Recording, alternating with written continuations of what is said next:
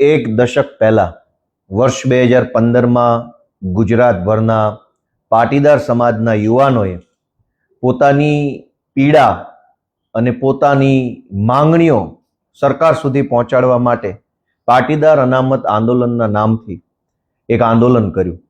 સમાજના મારા સહિત લાખો કરોડો યુવાનોની એવી માંગણી હતી કે પાટીદાર સમાજના પાછળ રહી ગયેલા આર્થિક રીતે અને ગ્રામ્ય વિસ્તારોમાં રહેતા યુવાનો યુવતીઓને શિક્ષણ અને રોજગારની તકોમાં અન્યાય થઈ રહ્યો છે અને માટે પાટીદાર સમાજને અનામત આપવા બાબતે કંઈક વિચારવું જોઈએ.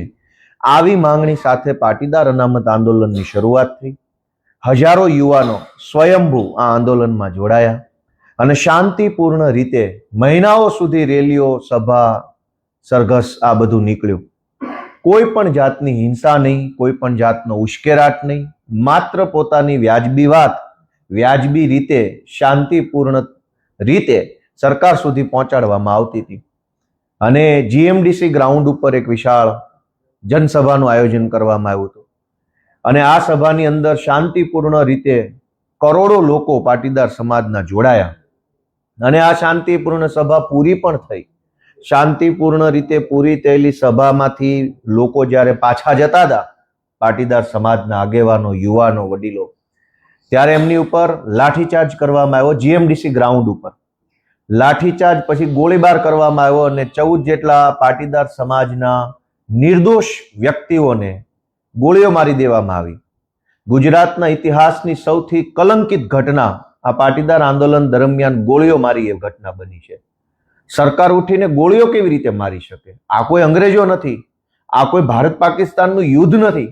આ આપણા જ દેશના, આપણા જ રાજ્યના, આપણા જ પોતાના યુવાનો છે, જે યુવાનો ક્યારેક ભાજપ માટે ચૂંટણીઓમાં કામ કરતા હતા, ભાજપનો પ્રચાર કરતા હતા, બૂથમાં બેસતા હતા.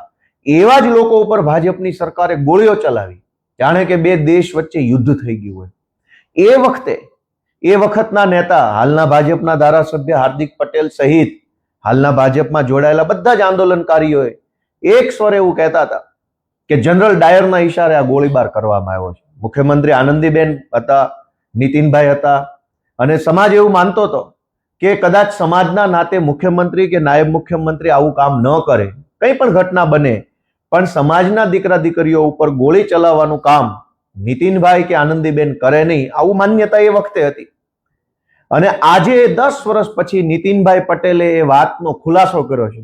નીતિનભાઈ અમારા સમાજના પીઢ આગેવાન છે, અમારા સમાજના નેતા છે, એમણે અમારા સમાજને ખૂબ નેતૃત્વ પૂરું પાડ્યું છે. પહેલા તો હું એમનો આભાર માનીશ કે કંઈ વાંધો નહીં, મોડા તો મોડા, પણ સત્ય કબૂલ્યું અને સત્ય સમાજની સામે મૂક્યું, એ બદલ નીતિનભાઈ સાહેબને હું આભાર માનીશ કે સત્ય તો સત્ય છે. 10 વર્ષ વહેલા કે 10 વર્ષ મોડા લોકો સમક્ષ આવ્યું કે આ ગોળીઓ મારવાનો આદેશ દિલ્હીના જનરલ ડાયરે કરેલો. હાર્દિક પટેલ એ વખતે ખૂબ કહેતા હતા અને તમામ આંદોલનકારીઓ કહેતા હતા કે જનરલ ડાયરના ઈશારે આ ગોળીઓ મારવામાં આવી. આ જનરલ ડાયર કોણ? 10 વર્ષે હજુ પાટીદાર સમાજને અને ગુજરાતને આનો જવાબ કેમ નથી મળ્યો? નીતિનભાઈ પટેલ પાસે આજે જવાબ નથી, આનંદીબેન પટેલ પાસે જવાબ નથી કે જનરલ ડાયર કોણ? કયા જનરલ ડાયરે પટેલના દીકરા ઉપર ગોળીઓ ચલાવવાનો આદેશ આપ્યો? હું આજે આખા ગુજરાતના પટેલ સમાજને વિનંતી કરું છું કે આ જનરલ ડાયરને ઓળખો. એ વખતે મુખ્યમંત્રીને ખબર નહીં, નાયબ મુખ્યમંત્રીને ખબર નહીં, ગૃહમંત્રીને કદાચ ખબર નહીં, તો મુખ્યમંત્રીની જાણ બહાર પોલીસ ઇન્સ્પેક્ટર કે એસપી કે આઈજીની હિંમત છે ગોળીઓ ચલાવવાની? તો એનો અર્થ એમ થયો કે પટેલ સમાજના મતના આધારે બનેલી ભાજપની સરકારમાં રહેલા એક જનરલ ડાયરે પટેલો ઉપર ગોળીઓ ચલાવવાનો આદેશ આપ્યો. આ જનરલ ડાયરને સજા કોણ આપશે? આ જનરલ ડાયરને કોણ પકડશે? આ સવાલ આજે પટેલોના મનમાં છે, એક પીડા છે. મારા જેવા અનેક યુવાનો આજે જે ભાજપ સામે લડે છે, એના મનમાં એક ઊંડી આઘાતની લાગણી છે. અમને હજુ દુઃખ થાય છે કે ક્યારે ન્યાય મળશે, ક્યારે જનરલ ડાયરને અમે તે સજા કરાવીશું. આજે અનેક યુવાનો એ પોતે એક મનની અંદર એક આક્રોશ લઈને ફરે છે. અને જો સમાજની માંગણી વ્યાજબી હતી, સમાજનો મુદ્દો વ્યાજબી હતો, તો સરકારે એ વાત માનવી તો પડી જ. પણ પાટીદાર અનામત આંદોલનનો હાથો બનાવી, ઉપયોગ કરી એની અંદર ષડયંત્રો કરી કોઈ જનરલ ડાયરે એ વખતની સરકાર ઉથલાવવાનું કામ કર્યું હોય એવું મારું માનવું છે. એટલે જનરલ ડાયરે નિર્દોષ યુવાનોને ગોળીઓ મરાવી, જનરલ ડાયરે પાટીદાર અનામત આંદોલનનો દુરુપયોગ કર્યો અને આ જનરલ ડાયરે આખા ગુજરાતને ડિસ્ટેબિલાઇઝ કરવા માટેનું કામ કર્યું છે. એ ગુજરાતની જનતા હવે જાણી ચૂકી છે. નીતિનભાઈએ કાલે કબૂલ્યું પોતાના ઇન્ટરવ્યુમાં જાહેરમાં કે નીતિનભાઈએ એસપીને ફોન કર્યો તો એસપી એમની વાત માનતા નતા. એસપીની આવી ઓકાત, એસપીની આ હિંમત કે સરકારના નાયબ મુખ્યમંત્રીને પણ ગાંઠે નહીં. એનો અર્થ એમ થયો કે આ સરકાર એ વખતે પણ અને ત્યારથી લઈને આજ સુધી ખાલી કહેવા પૂરતા નામના મોહરાઓ જ છે. જો નાયબ મુખ્યમંત્રી મુખ્યમંત્રીઓને ખબર ના હોય ને ગોળીઓ છૂટતી હોય, જાણે કે યુદ્ધ થઈ ગયું હોય એમ તોપું ને ટેન્કુ ફૂટતી હોય, તો મુખ્યમંત્રી નાયબ મુખ્યમંત્રી શું કામના? અને હું માનું છું કે 2015માં જ નહીં, આજે ગુજરાતની પરિસ્થિતિ એ છે કે સરકારમાં બેઠેલા માણસો તો ખાલી નામના છે. અસલી સરકાર તો જનરલ ડાયર ચલાવે. આ જનરલ ડાયર આજે પણ ગુજરાતની સરકારમાં હસ્તક્ષેપ કરે છે. ગુજરાતના ટ્રાન્સફર, પોસ્ટિંગ, મોટા મોટા નિર્ણયો, પ્રોજેક્ટની વાતો, બધી બાબતોની અંદર જનરલ ડાયર ઇન્ટરફિયર કરે છે. એટલે આ જનરલ ડાયરને ગુજરાતની સૌ જનતા ઓળખે, પાટીદાર સમાજ ઓળખે અને પાટીદાર અનામત આંદોલન સમિતિ સાથે જોડાયેલા સૌ યુવાનો આ જનરલ ડાયરને ઓળખે એવી હું તો વિનંતી કરું છું. આજે પણ અમારા બધાના મનમાંથી જે યુવાનો પાટીદાર અનામત આંદોલન સાથે જોડાયા હતા એ યુવાનોના મનમાંથી આજે પણ એ વાતનું દુઃખ ઓછું નથી થયું. હું તો ત્યાં સુધી માનું છું કે ભાજપમાં જોડાયેલા લોકોના મનમાં પણ કદાચ જનરલ ડાયરને એક વખત સજા કરાવવાનો સહેજ અંદર મનમાં ખ્યાલ હોઈ શકે. અંતે તો બધા સમાજના માણસો છે, સમાજ માટે લડ્યા છે, કામ કર્યું છે. કોઈ મજબૂરીમાં, કોઈ સંજોગોમાં જનરલ ડાયરના ચરણે થવું પડ્યું, પણ આ જનરલ ડાયર ખૂની, હિંસક માણસ, ગોળીઓ કરાવનારા માણસને સજા અપાવવા માટે અમે બધા હજુ બેઠા છીએ. અમને પૂરો વિશ્વાસ છે કે ઈશ્વર અમને શક્તિ આપશે, અમારો સમાજ અમને એક વખત સાથ આપશે અને જેણે ગોળીઓ મારી છે એ જનરલ ડાયરને જીવતે જીવ એક વખત અમે સજા અપાવવાનું કામ કરશું. જનરલ ડાયરને આખું ગુજરાત ઓળખે છે. હાર્દિક પટેલે પોતે જ પોતાના શબ્દોથી કીધેલું છે ભાજપના ધારાસભ્ય જનરલ ડાયર કોણ છે. હાર્દિક પટેલ જ્યારે ભાજપમાં નતા ત્યારે એને સ્પષ્ટ નામ જોગ કીધું છે કે જનરલ ડાયર કોણ છે. એ પોતે ઓળખે છે. આજે એ જનરલ ડાયરની સાથે છે એ વાત અલગ છે, પણ જનરલ ડાયર જેને ગોળીઓ મરાવી છે એને આખું ગુજરાત ઓળખે છે. અમે એને હાર્દિક ક્યાં અલગ હતા આંદોલનમાં? વાત તો ત્યારની છે. જનરલ ડાયર આજે છે અહીંયા ગુજરાતમાં જ છે.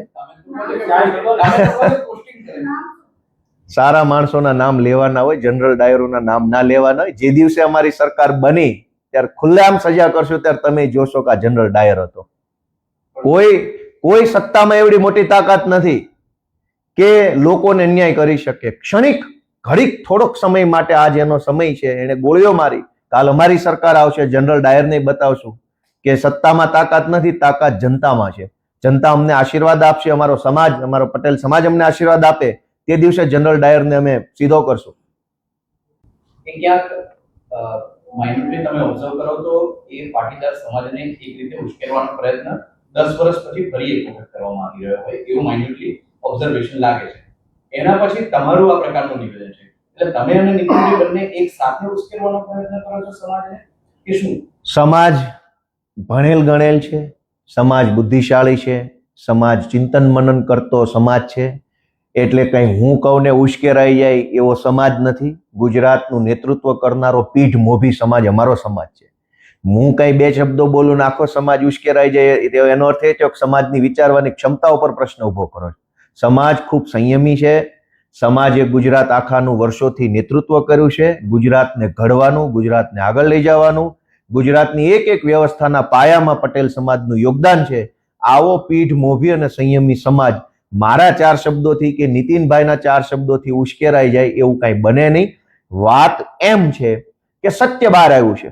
જે મુદ્દો હાર્દિક પટેલ, અલ્પેશ કથિરિયા, ગોપાલભાઈ ઇટાલિયા, વરુણ પટેલ આ લોકો 2015માં કહી રહ્યા હતા કે જનરલ ડાયરે ગોળીઓ મરાવી છે, જનરલ ડાયરના ઈશારે હિંસા થઈ છે, જનરલ ડાયરે સરકાર ઉથલાવવા માટે આ ષડયંત્ર કર્યું છે, એવું અમે 10 વર્ષ પહેલા કહેતા હતા. જે વાત 10 વર્ષ પહેલા અમે કીધી એ વાત 10 વર્ષ પછી ઈ વખતના નાયબ મુખ્યમંત્રી નીતિનભાઈએ કીધી છે. તો હું એમ માનું છું કે આ સત્ય બહાર લાવવાની બાબત બની છે અને સમાજની નજર સામે હવે બધી ઘટના આવી ચૂકી છે. શું આજે પણ હાર્દિક પટેલ અને ગોપાલ ઇટાલિયા એ જ છે? સમાજના નાતે તો એક જ રહેવાના છે. કોઈ પણ માણસ હોય, જ્ઞાતિથી મોટો કોણ છે? સમાજથી મોટું તો કોઈ બનવાનું નથી. ધારાસભ્ય બની જાય કે મંત્રી બને, શું ફરક પડે?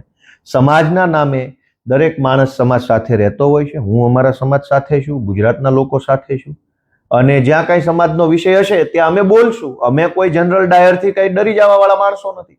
અમે તો લડનારા માણસો છીએ. ઓકે.